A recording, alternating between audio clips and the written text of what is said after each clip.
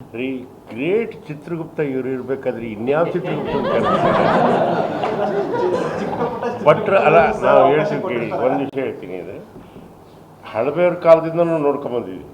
ಆದರೆ ಕೆಲವೊಂದು ಮನಮುಟ್ಟುವಂಥ ಸಾಂಗ್ಗಳು ಅಂತ ನಮ್ಮ ಮನಸ್ಸಿಗೆ ಎಷ್ಟೋ ಹಾಡುಗಳನ್ನು ಕೇಳಿದ್ದೀವಿ, ಆ ವಿಷಯ ಬೇರೆ. ಆದರೆ ಭಟ್ರಂಗಲ್ಲ, ಕೈ ಹಾಕಿ ಹಾರ್ಟ್ ಹಿಡಿದು ಒಂದು ಸತಿ ಹಂಗೆ ಅಳ್ಳಾಡಿಸ್ಬಿಟ್ಟು ಬಿಟ್ಬಿಡ್ತಾರೆ. ಅಷ್ಟು ಚೆನ್ನಾಗಿ ಮನಮುಟ್ಟೋಗಿ ಬರೀತಾರೆ. ಒಂದು ಫಿಲಾಸಫಿ ಆಗಿರ್ಬೋದು, ಒಂದು ಗ್ರಾಮೀಣ ಆಗಿರ್ಬೋದು, ಒಂದು ಉತ್ತರ ಕರ್ನಾಟಕದ ಹಾಡಾಗಿರ್ಬೋದು, ಎಷ್ಟೋ ಸಾಂಗ್ಗಳನ್ನು ನಾವು ಕೇಳ್ತೀವಿ, ಭಾಳ ಖುಷಿಯಾಗುತ್ತೆ. ಎಲ್ಲ ನಿರ್ದೇಶಕರಿಗೂ ನಿರ್ಮಾಪಕ ರಾಕ್ಲೈನ್ ವೆಂಕಟೇಶ್ ಅಂತವ್ರು ಸಿಕ್ಕಲ್ಲ. ಏಕೆಂದರೆ ಅವ್ರ ತಲೆಯಲ್ಲಿ ಒಂದು ಸಾರಿ ಕತೆ ಕೇಳಿದಾಗ ಕತೆ ಒಳಗೆ ಏನು ಕಾನ್ಸೆಪ್ಟ್ ಕೂತಿರುತ್ತೋ, ಆ ಲೊಕೇಶನ್ ಆಗಿರ್ಬೋದು, ಆ ಇದರೇ ಆಗಿರ್ಬೋದು, ಸೆಟ್ ಪ್ರಾಪರ್ಟಿ ಆಗಿರ್ಬೋದು, ಯಾವುದರಲ್ಲೂ ಕಾಂಪ್ರಮೈಸ್ ಆಗಲ್ಲ. ಅದನ್ನೇ ಮಾಡಬೇಕು.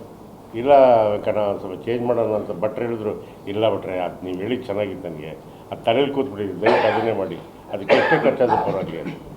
ಆ ಥರ ಒಬ್ಬ ನಿರ್ಮಾಪಕ ಬೇಕು.